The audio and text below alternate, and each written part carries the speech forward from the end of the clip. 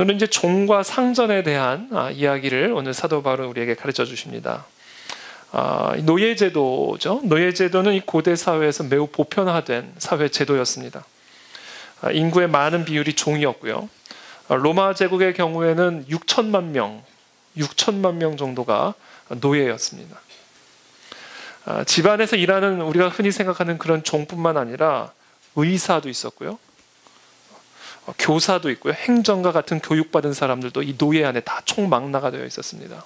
그러니까 지금 우리가 생각하는 노예하고는 조금 개념이 다르죠. 인종을 근거로 노예를 삼는 것도 아니었고요. 또 한 번 노예가 되면 죽을 때까지 노예가 되는 것도 아니었고요. 죽을 때까지 노예가 되는 경우는 극히 드물었습니다. 이와 같은 노예 제도는 이 고대 사회에 매우 보편화된 제도였다. 그래서 아리스토텔레스 같은 사람은요 이렇게 얘기하죠. 노예는 영혼을 가진 재산이다. 노예는 살아있는 도구다. 생명이 없는 도구와 마찬가지다. 이렇게 얘기합니다. 법적으로도요, 그들은 아무런 권리도 갖지 못한 소지품이었어요. 그래서 사실상 주인 마음대로 다룰 수가 있었습니다. 예컨대 종을 징계하는 일을 그 주인에게 맡겼어요. 국가가 공권력으로 그 종을 징계하는 게 아니라 주인 마음대로, 말 그대로 생살여탈권을 주인이 갖고 있었습니다. 살고 죽일 수 있는 그 권리를 주인이 갖고 있었죠. 그래서 수족이 잘리는 일도 있었고요. 사슬에 채여 감금을 당하기도 하고요. 눈이 뽑히기도 했고요. 야생짐승에 던져지기도 하는 등 아주 그런 가혹한 대우를 받는 경우들도 많았습니다. 자, 그러던 노예 제도가 주후 1세기가 지나면서 중대한 변화가 일어나기 시작하죠. 그 기점이 바로 이 복음의 확산이었습니다. 이 복음이 확산이 되면서 이 노예에 대한 태도에 중대한 변화가 일어나기 시작하죠. 바울이 오늘 본문에서 가정 의무 목록이죠. 부부의 관계, 부모 자녀의 관계에 이어서 종과 상전의 관계에 대해서 설명하는 것만 봐도 얼마나 이 교회 안에서, 복음 안에서 노예를 바라보는 관점이 혁명적으로 변화되었는지를 우리가 확인을 할 수가 있습니다. 오늘 이 종과 상전에 대한 바울의 권면을 통해 당시 노예들은 기독교 공동체의 일원으로 매우 기쁘게 받아들여졌음을 우리가 볼 수가 있고요. 종과 상전이 어떻게 보면 역할과 기능은 다르지만 평등한 관계에서 서로가 서로에게 의무가 주어진 어떤 그런 관계로 오늘 사도 바울이 간주하고 있는 모습을 우리가 확인을 할 수가 있죠. 물론 오늘 이 본문에서 시원치 않은 부분이 있어요. 왜 노예 제도를 폐지하라고 말하지 않았을까? 왜 노예를 다 해방시켜주라고 말하지 않았을까? 그런 면에서 조금 바울이 노예 제도를 좀 인정해 주는 것이 아닌가라는 의구심을 사실 불러일으키는 것도 사실이죠. 좀 나약하고 완곡하게 노예 제도에 대해서 언급하고 있는 것처럼 느껴지는 것도 사실입니다.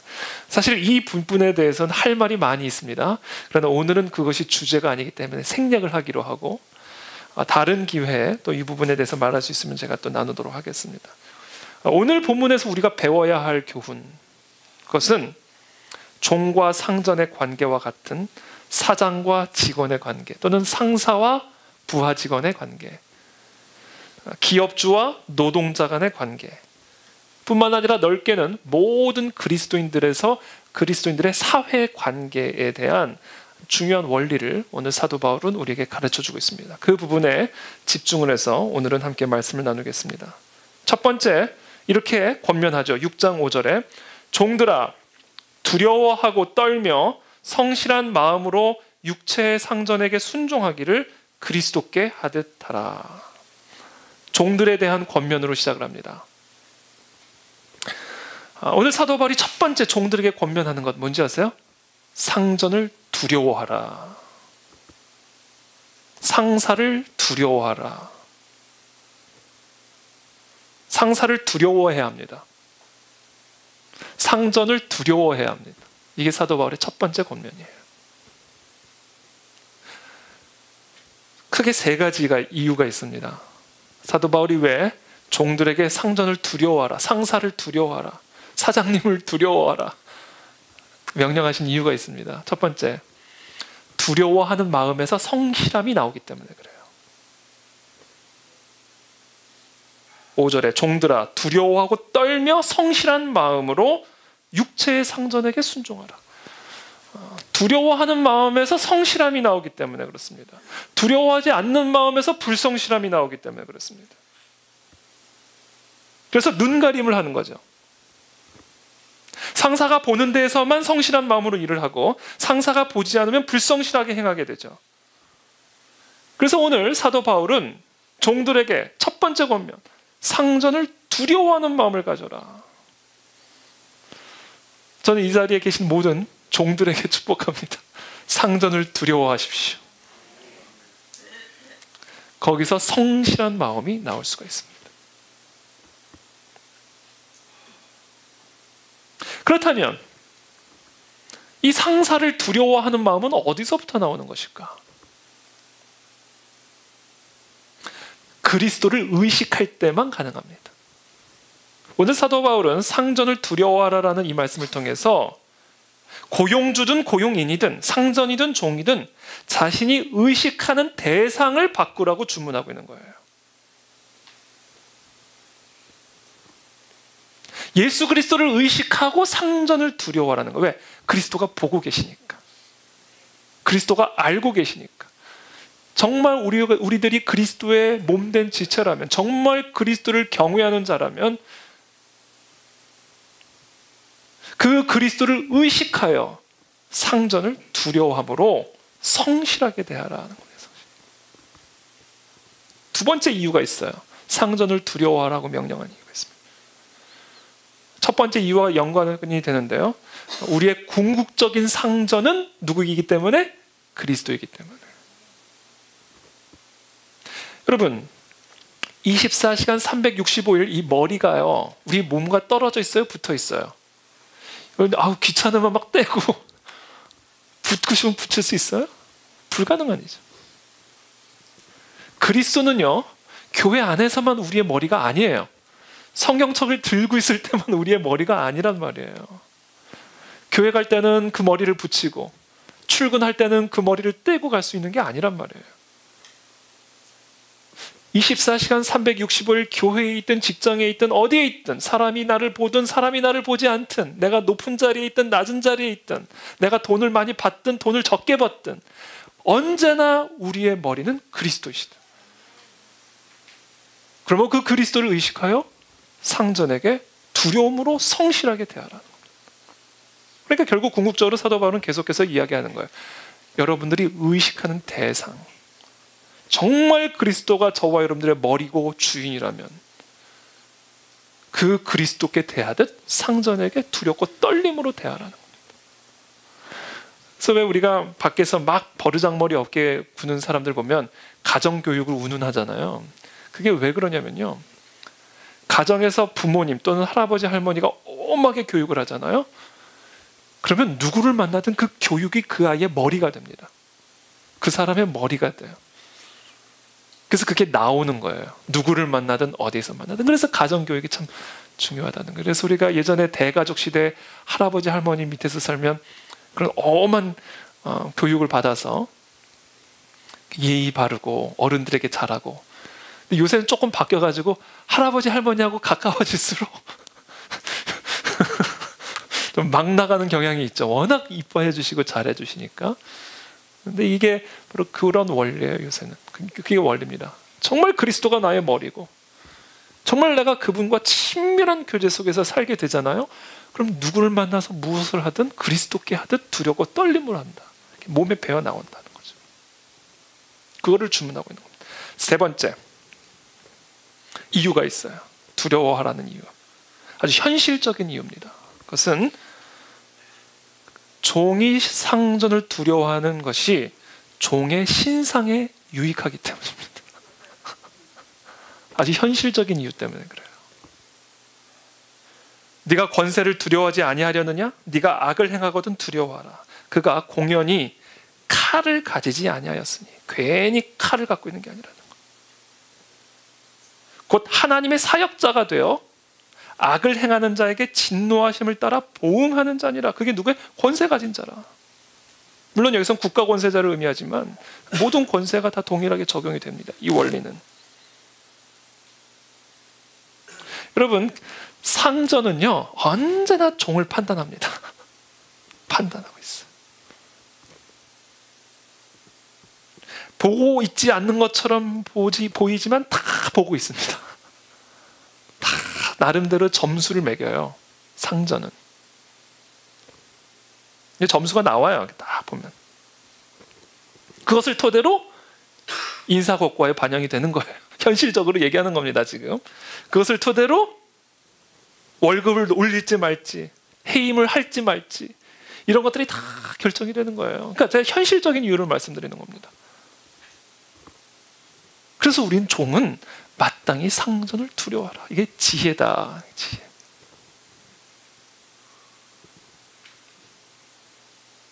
그러면서 좀 더 구체적으로 6절부터 이렇게 이야기합니다. 눈가림만 하여 사람을 기쁘게 하는 자처럼 하지 말고 그리스도의 종들처럼 마음으로 하나님의 뜻을 행하고 기쁜 마음으로 섬기기를 주께 하듯 하고 사람들에게 하듯 하지 말라. 여기 이렇게 돼 있어요. 눈가림만 하여 사람을 기쁘게 하는 자처럼 하지 말고 그리스도의 종들처럼 마음으로 하나님의 뜻을 행하라. 이렇게 명령하고 있죠. 저는 이 말씀을 쭉 묵상을 하다가 마음으로 행하라? 우리가 마음으로 행한다? 사실 우리가 보통 몸으로 행동하지 않나요? 근데 보세요. 그리스도의 종들은 마음으로 하나님의 뜻을 행한다. 몸이 아니라 마음으로 행한다. 이게 아주 중요한 말씀이에요. 사람은요, 마음으로 행동합니다. 그것을 기억하십시오. 마음이 행함의 시작이요, 행할 수 있는 힘의 원천이에요. 그게 마음이에요. 그래서 사람은 마음으로 행하는 거예요. 자, 그리스도의 종들이란 어떤 존재인가? 그리스도의 사람이란 어떤 존재인가? 마음으로 하나님의 뜻을 행하는 사람입니다. 이것이 그리스도의 종들의 특별함이요, 위대함이에요. 그렇다면 이 마음은 도대체 어떤 마음이고 이 마음은 도대체 어디서부터 오는 마음인가? 우리가 이 마음을 받아야 됩니다. 이 마음이 없이는 우리는 절대로 하나님의 종들처럼 상전을 두려워하며 진정한 그리스도의 몸된 종으로 우리가 섬길 수가 없습니다. 이 마음을 받아야 돼, 이 마음을. 이 마음은 어디서부터 오는 마음인가? 나를 위해서 죽으신 그 그리스도의 십자가 때문에 생겨나는 마음입니다. 오직. 십자가 내가 처음 볼 때에 나의 마음에 큰 고통 사라져. 십자가를 바라볼 때 변화되어지는 이 마음이 우리의 행함의 원천이에요. 저는 이 마음이 오늘 이 시간 저와 여러분들에게 임하게 되기를 축복합니다.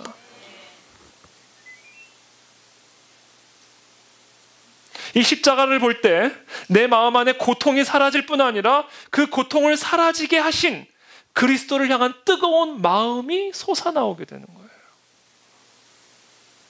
사도 바울은 오늘 이 본문을 통해 그 마음을 받아라, 우리에게 권면하고 있는 겁니다. 그 마음을 회복하라. 이 마음이 없이는 절대로 우리는 그리스도를 머리로 모실 수 없고 그리스도가 머리신 것처럼 우리의 삶 속에서 행할 수 없다. 불가능하다. 마음을 받아야 된다.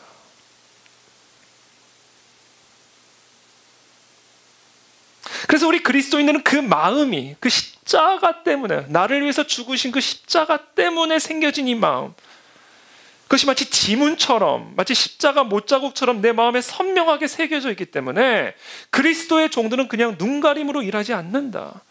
무슨 일을 하든지 어디에 있든지 그 마음으로 그리스도를 위해서 하는 것처럼 모든 일을 행하게 된다. 무엇 때문에? 그 마음 때문이라는 거야. 그 십자가 마음, 그 십자가 때문에 생긴 그 지문과 같은 마음 때문에, 이 감동 때문에 상전에게 대하고 아내에게 대하고 남편에게 대하고 부모에게 대하고 자식에게 대하고 이웃에게 대하고, 저는 오늘 이 시간 우리의 예배 가운데 이 십자가의 은혜, 나를 위해서 십자가에 죽으신 그 사랑의 은혜가 지문처럼 우리의 영혼에 새겨지는 이 시간이 되기를 축복합니다. 그 마음이 임하면 삶이 변화되어지는 거예요. 행함이 바뀌는 거예요. 무슨 일을 하든 그리스도께 하듯 하고 무슨 일을 하든 그리스도에게 대하듯 하게 되는 것이다. 그 마음 때문에 그래요. 마음.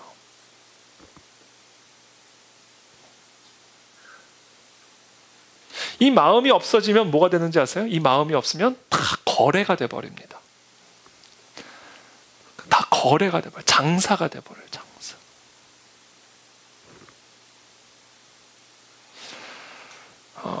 한 번은 제 멘토 목사님께서 자신이 성도들에게 칭찬하기가 되게 인색하대요. 그래서 의아했어요. 칭찬을 해드려야 격려도 받고 더 힘을 내서 일도 하고. 사례도요, 교회 직원하고 교역자에게만 하지 그 외에는 무조건 자원봉사랍니다. 왜 그런지를 설명을 하시는데 복음의 정신을 교육시키기 위함이다. 이렇게 얘기를 하셔요. 십자가의 정신을 교육하기 위해서. 우리를 위해서 피 한 방울 남김없이 다 쏟아버리신 예수님. 자신의 섬김과 봉사를 통해 그 감격이 충만해지기를 원한다는 말씀이었어요. 그리고 그 감격으로 교회를 섬기고 봉사하기를 원한다는 말씀이었어요. 그렇지 않으면 그게 거래가 된다라는 거래.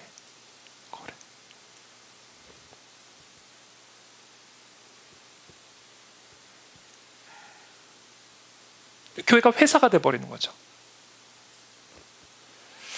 일반적으로요, 사람들은 자신이 희생을 하면 자신을 알아주기를 바랍니다. 내가 얼마나 수고했는데. 그래서요, 도와준 사람은 도와준 만큼 요구를 하게 돼 있어요. 그러나 십자가의 복음을 깊이 경험한 사람은 대가를 요구하지 않아요. 십자가의 이 복음을 깊이 경험한 사람은 그 십자가의 사랑에 감동을 받은 마음으로 행하기 때문에 무슨 일을 하든 그리스도의 영광과 그 뜻에 초점이 맞춰져 있어요. 그래서 이 나의 심령이요, 십자가의 복음으로 말미암아 지속적인 담금질이 이루어지지 않으면 우리의 마음에는 반드시 증상이 나타나요. 먼저 섭섭증후군. 섭섭해요. 이렇게 했는데 섭섭. 혹시 우리 가운데 섭섭증후군에 시달리는 분들이 계시다면 다 떠나가게 되기를 축복합니다. 십자가를 바라보세요. 그럼 섭섭증후군들이 떠나가게 될 거예요. 목회자의 심령, 저부터 나의 심령이 철저하게 이 복음으로 담금질이 되어져야 됩니다. 날마다 이 십자가의 은혜, 나 같은 죄인을 살리시고 나 같은 죄인을 하나님의 자녀로 삼으신 그 십자가의 은혜를 묵상해야 나부터 장사하는 목회자가 되지 않게 되는 거고, 내가 그렇게 돼야 그와 같은 복음이 선명하게 여러분들에게 선포가 되는 것이고, 그것이 선명하게 선포돼야 여러분들의 마음에 이 복음의 담금질이 이루어지고 그 마음으로 교회를 섬기고 세상을 섬기게 되는 거예요. 그게 이루어지지 않으면 우리는 다 장사하는 게 되는 거예요. 장사, 거래.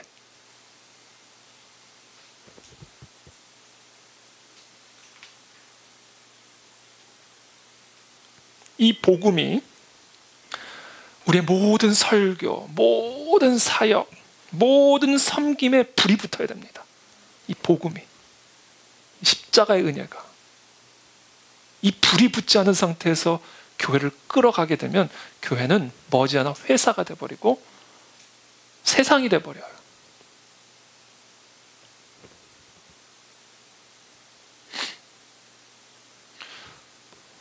아까도 말씀드린 것처럼 우리는 우리가 수고한 것을 잘 기억하고 있어요. 장부에 써놓지는 않지만 어쩜 그렇게 기억력이 좋은지 내가 수고한 것들은 잘 기억이 납니다. 근데 그것을 다 잃어버리게 만드는 게 복음이에요. 다 잃어버리게 만드는. 북아메리카에서 인디언에게 복음을 전하다가 29살의 나이에 세상을 떠난 데이빗 브레이너드는 이렇게 말을 했습니다. 우리의 어떤 희생도 십자가의 희생 앞에서 희생이라고 말할 수 없다. 그럼 무엇이 그렇게 억울하세요? 그 그 억울함이 나를 위해서 십자가에 죽으신 그 하나님의 아들의 죽음보다 더 억울하세요? 무엇을 우리가 그렇게 헌신하고 희생했습니까? 그것이 나를 위해서 찔리시고 찢기신 그 그리스도의 희생보다 더한 희생이세요? 정말 우리의 심령에 이 복음의 불이 생생하게 붙어 있다면 도대체 무엇이 그렇게 억울하고 도대체 무엇이 그렇게 큰 희생이란 말이에요?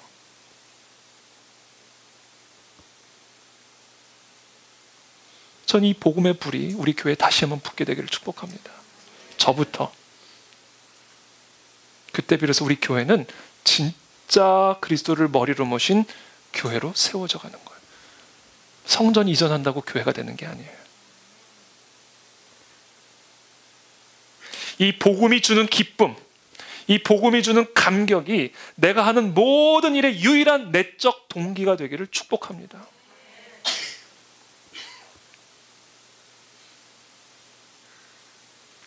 제가 최근에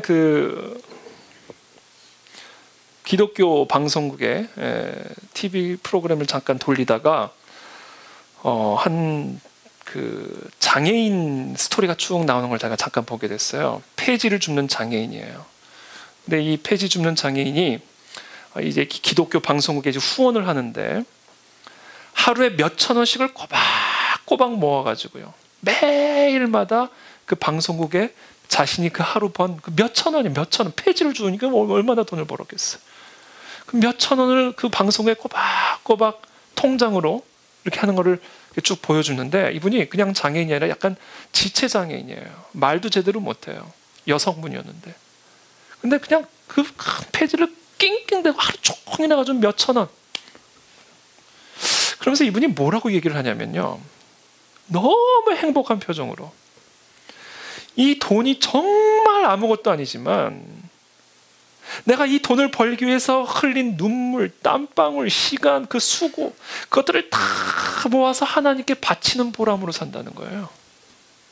저는 그 메시지에 너무 큰 감동을 받았어요. 이 몇천 원이 몇천 원. 근데 이 몇천 원은 내 온 하루 종일 이 불편한 몸을 끌고 폐지를 죽기 위해서 헌신한 나의 눈물, 땀, 수고, 그 열정이 다 녹아져서 드리는 것이죠. 저는 이 기쁨으로 산다는 거예요. 그 기쁨으로 폐지를 줍는다는 거예요. 저는 그 장애인의 모습을 보면서 이것이 진짜 십자가의 복음으로 담금질된 진정한 그리스도인의 모습이고 태도다.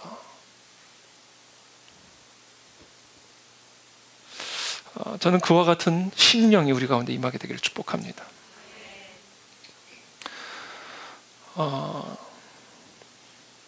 이렇게 되면요, 기쁜 마음으로 섬기게 돼요. 기쁨으로.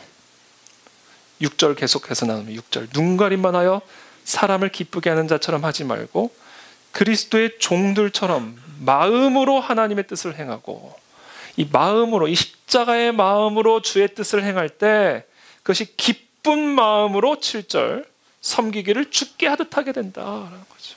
거기서 기쁨이 나오는 거예요. 거기서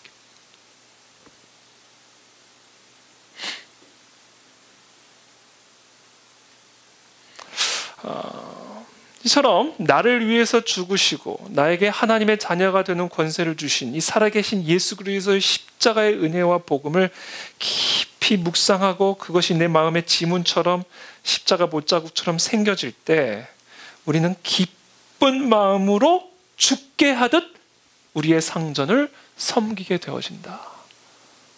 우리의 일상에서의 삶을, 내 무거운 짐들을 감당하게 된다. 여기에 비결이 있습니다. 상황 바뀐다고 바뀌는 게 아니에요. 좀 더 좋은 직장을 갖는다고 해서 바뀌는 게 아니에요. 핵심은 마음에 있습니다. 십자가의 복음으로 담금질이 된 마음. 여기서부터 모든 게 변화되는 거예요. 그래서 그런 분들은요, 상전을 위해서 일한다고 생각하지 않아요. 나의 유일한 상전 되신 그리스도를 위해서 일을 하게 되는 겁니다. 저는 내일부터 그렇게 한번 생각하게 되기를 바랍니다. 내가 지금 월급 받으려고 일을 하는 게 아니다. 근데 꼭 이러면 그럼 월급 받지 마세요. 이렇게 얘기하면 그 얘기가 아니에요. 월급은 받아야죠. 제가 그 얘기를 하는 게 아니잖아요. 상전을 위해서 일한다고 생각하지 말고 그리스도를 위해서, 복음을 생각하며, 나를 위해서 십자가에서 죽으신 그리스도를 생각하며 누구에게 대하듯 그리스도께 대하듯 한번 해보세요. 기쁨이 솟아날 거예요. 그러면 그 사람이 더 많은 일들을 맡게 되지 않겠어요? 누구에게 하듯 그리스도께 하듯 한다면 그 마음에서 기쁨으로 모든 상사와 상전의 말에 순종하며 나간다면 그 상사가 그 사람에게 더 큰 일을 맡기지 않겠어요? 설령 시샘을 받고 억울한 대우를 받는다 해도, 나의 수고와 헌신을 알아주지 않는다 해도 그것이 그 사람의 섬김을 막을 수 있겠어요? 그 사람의 마음에 십자가의 사랑, 모든 기쁨과 능력의 원천이 되는 그 복음이 지문처럼 새겨져 있는데 여기에 키가 있는 거예요. 여기.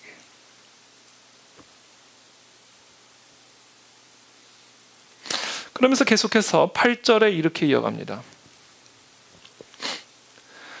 이는 각 사람이 무슨 선을 행하든지 종이나 자유인이나 주께로부터 그대로 받을 줄을 알미라.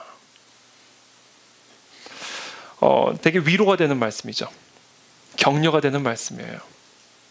그대로 받을 줄을 알게 되십시오. 이야기하는 선을 행한 대로 십자가의 은혜로 말미암아 기쁜 마음으로 순종하고 선을 행하는 것마다 그대로 받게 될 것을 믿으라. 아주 위로가 되는 말씀이에요.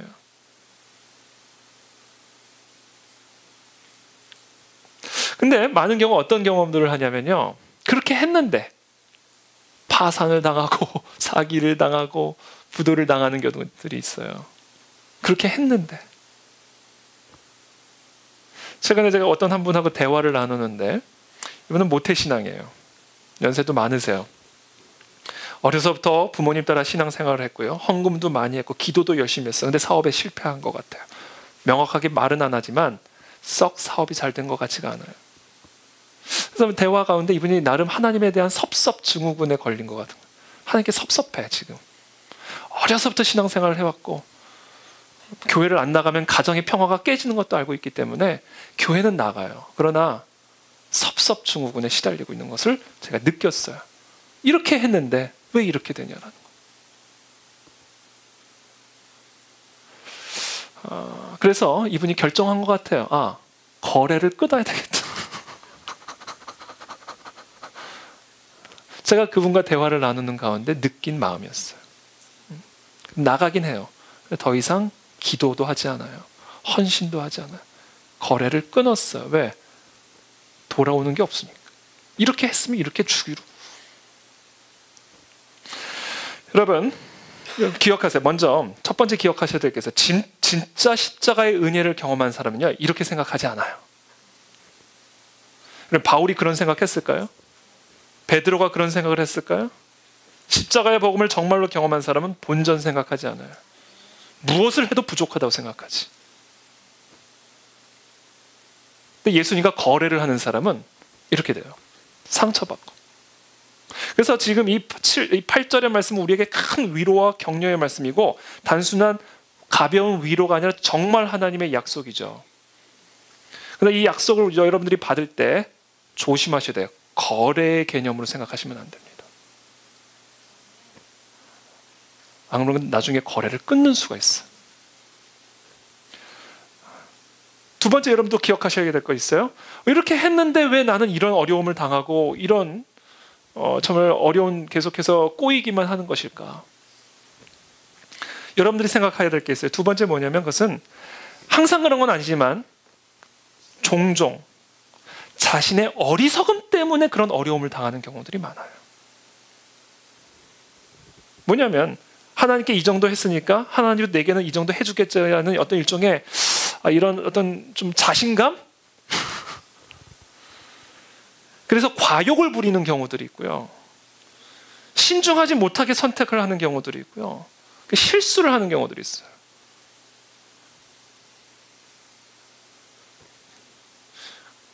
하나님의 성령의 인도하심을 따라 하지 않고 막 찌르는 거예요. 그래서 어려움을 당하는 경우들도 주변에서 종종 봅니다.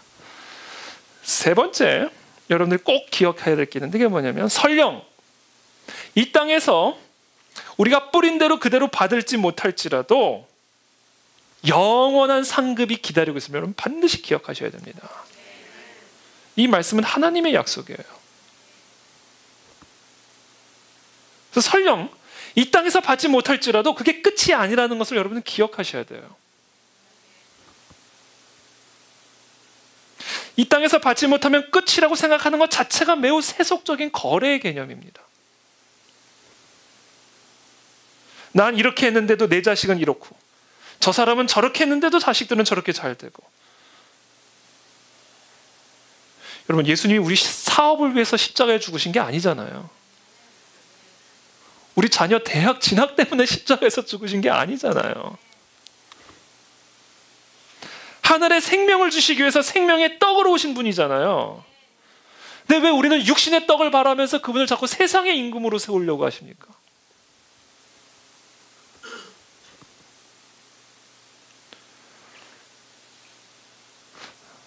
여러분, 이 약속은 하나님의 약속이에요. 영혼의 축복이든 육신의 축복이든 이 세상에서 축복이든 아니면 저 세상에서의 축복이든 하나님은 우리가 행한 모든 선한 일에 대해서 갚아주실 것이고 응답해 주실 것입니다. 그것에 대한 의심이 사라지게 되기를 축복합니다. 또한 그것을 세속적 거래의 개념으로 판단하지 않게 되기를 축복합니다.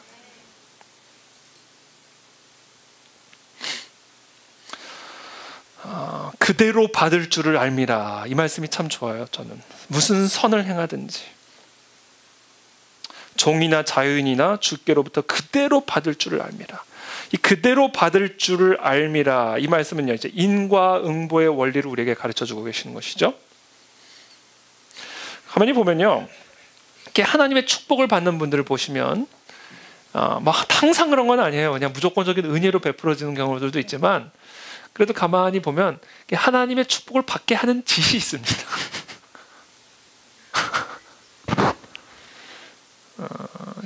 또 어떤 분을 보면 축복을 받지 못하게 하는 짓이 있어요. 그걸 점검하셔야 돼요. 그게 있어요, 그 짓이. 흔히들 어른들이 이렇게 다리 떨고 있으면 복 나간다 그러잖아요. 이렇게 껌 짝짝 씹고 있으면 복 나간다 그러잖아요.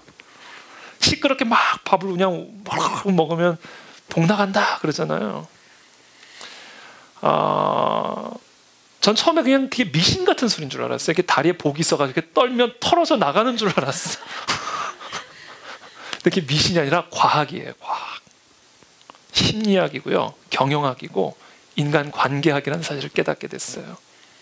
예를 들어서 결혼선을 보는데 첫인상이 너무 마음에 들어요. 근데 갑자기 밥을 먹기 시작하는데 짝짝짝짝거리면서 밥을 먹는 모습을 보니까 갑자기 밥맛이 뚝 떨어지는 거예요. 평생 이 사람하고 같이 밥 먹을 생각하니까 그냥 좋은 첫인상이 다 날아가 버리는 거예요. 그럼 그 선이 어떻게 돼요? 폭망. 망하는 거예요. 복 나가는 거예요. 이게 심리학이고 인간관계학이고 그런 거예요. 그런데 계약을 맺어요. 계약을 맺는데 바이어가 딱 첫인상이 너무 신뢰감이 있어 보여요. 근데 밑에서 다리가 덜덜덜덜 이러고 있는 거예요. 처음에는 사람이 믿음직스러워 보이고 참 좋아 보이는데 이 다리 떠는 모습 보니까 사람이 막 경망스러워 보이고 신뢰감도 떨어지고 이 사람하고 계약 맞았다가 나 사업 부도나겠다는 생각이 드는 거예요. 갑자기 팍! 그게 뭐예요? 심리학이에요. 복이 나가는 거예요. 복이 나가게 하는 짓이 있다니까요.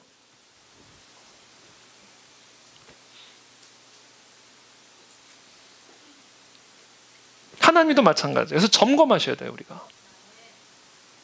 지금 나는 어떤 짓을 행하고 있는가? 흔히 사람들이요, 종교적인 행위를 하는 것을 복받을 짓이라고 생각합니다. 그건 착각이에요.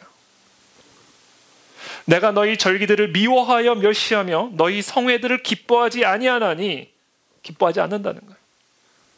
복받을 짓 아니라는 거예요. 너희가 내게 번제나 소제를 드릴지라도 내가 받지 아니할 것이요 너희의 살찐 희생의 화목제도 내가 돌아보지 아니하리라. 네 노랫소리를 내 앞에서 그치라. 네 비파 소리도 내가 듣지 아니하리라. 이런 종교적 예식, 행위 그래서 복 받을 짓에 포함되지 않아요. 그래서 여러분, 복을 기대하고 계속 나와봐야 안 듣겠다는 끝이에요. 제가 오늘 4가지 복 받을 짓에 대해서 말씀드리겠습니다.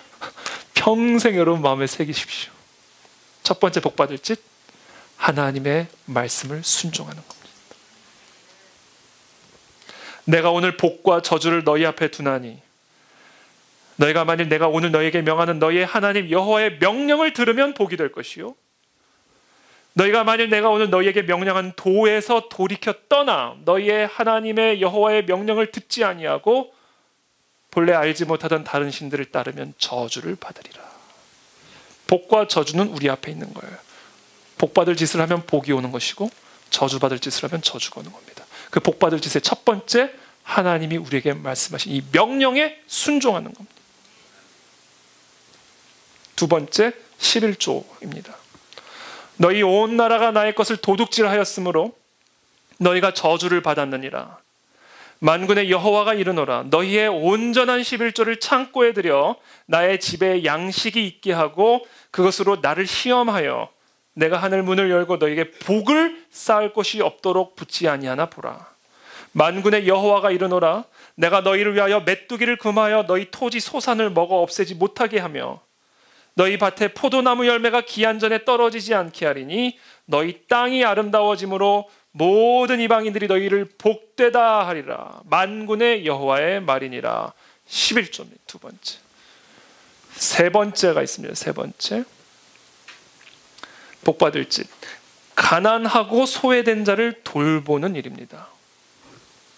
가난하고 소외된 자를 돌보는 일. 내가 기뻐하는 금식은 줄인 자에게 네 양식을 나누어 주며 유리하는 빈민을 집에 들이며 헐벗은 자를 보면 입히며 또 네 고륙을 피하여 스스로 숨지 아니하는 것이 아니하겠느냐? 그리하면 네 빛이 새벽같이 비칠 것이며 내 치유가 급속할 것이며 내 공의가 네 앞에 행하고 여호와의 영광이 네 뒤에 호위하리니 여호와가 너를 항상 인도하여 메마른 곳에서도 네 영혼을 만족하게 하며 네 뼈를 견고하게 하리니 너는 물된 동산 같겠고 물이 끊어지지 아니하는 샘 같을 것이라. 복받을 짓이 세 번째입니다. 마지막으로 네 번째, 그것이 오늘 본문에 나오는 거예요. 사람에게 하듯 하지 말고 누구에게든 주께 하듯 하라. 그러면 그대로 받을 줄을 알라.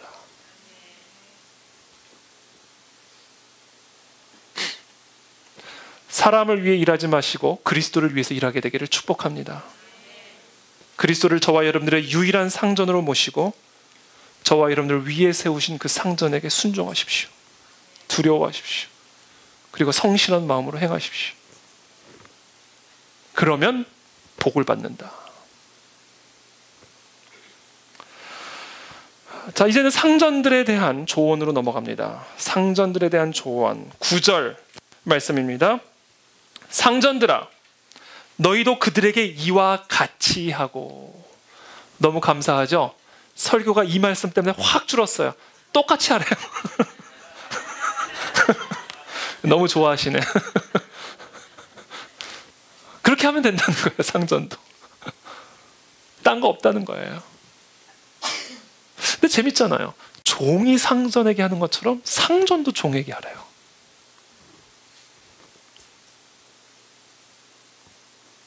똑같이 요구하고 있습니다. 종이나 상전이나. 종이나 상전이나 똑같이 서로에게 순종하기를 그리스도에게 하듯 하라. 참, 이 가르침이 위대한 가르침이죠. 여러분, 상전들의 고질적인 나쁜 습관이 있죠. 지는 안 하면서 남보고만 하라는 거죠. 이게 상전의 고질적인 나쁜 습관이죠. 소위 말하면 지적질이 지적질.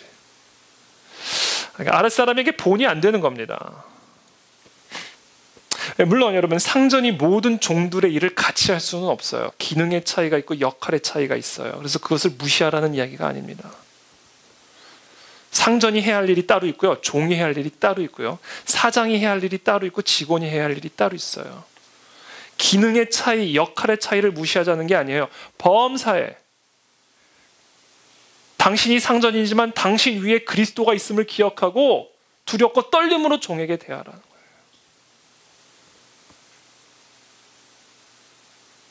당신이 상전으로서 상전 노릇을 하되 그리스도의 종된 자로서 종에게 상전 노릇을 하라는 거예요.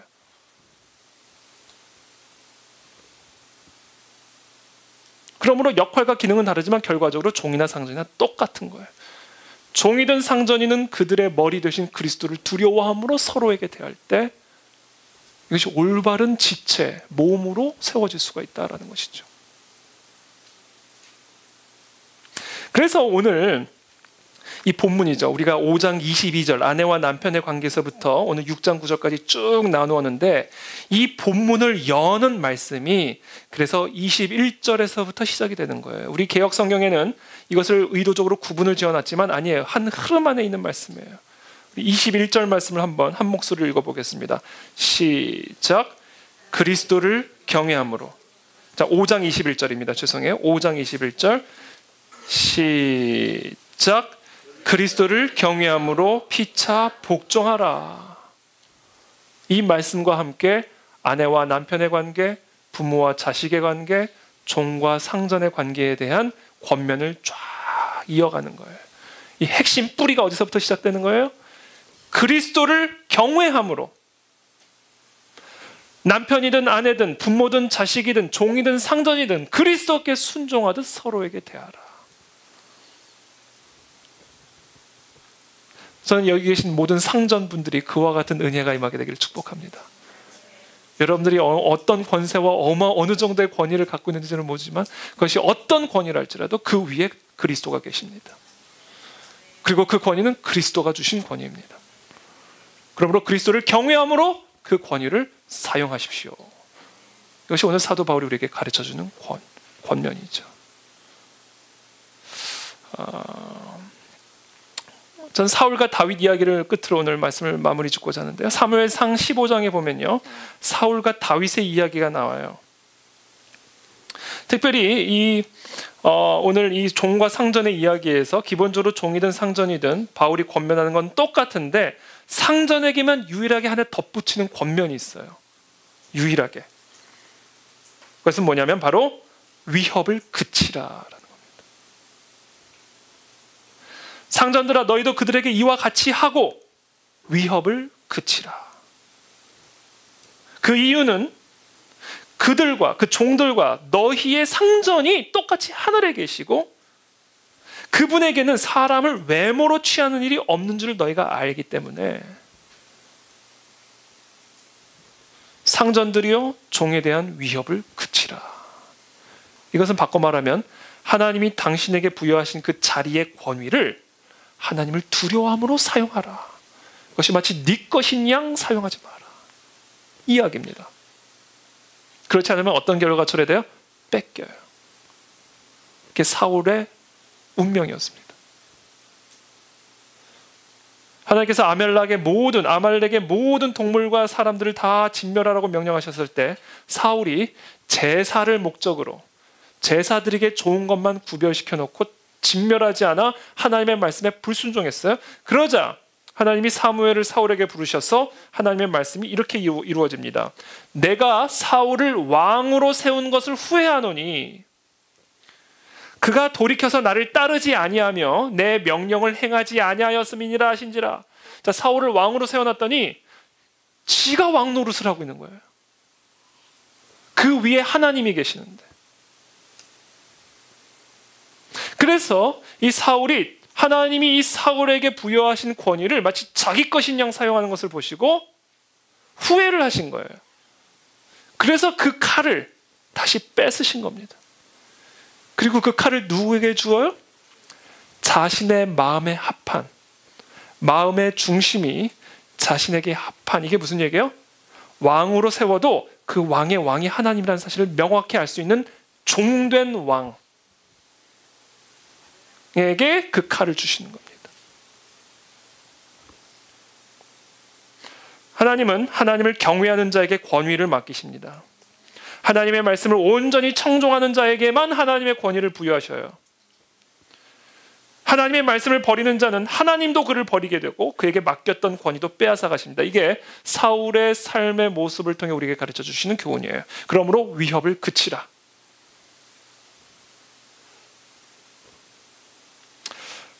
저는 이 시간 예수 그리스도를 축복합니다.